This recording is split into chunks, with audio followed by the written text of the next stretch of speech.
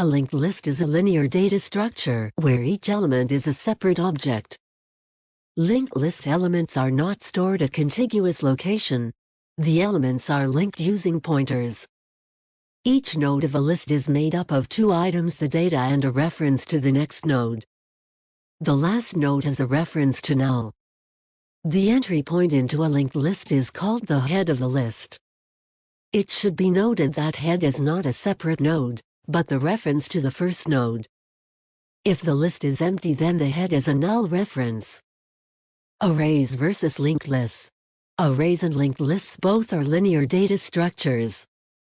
One advantage of the linked list is that elements can be added to it indefinitely, while an array will eventually get filled or have to be resized, a costly operation that isn't always possible. Elements are also easily removed from a linked list, whereas removing elements from an array leaves empty spaces that are a waste of computer memory.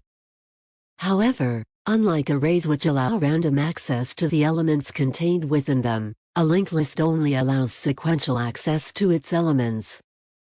Linked lists also use more storage space in a computer's memory, as each node in the list contains both a data item and a reference to the next node.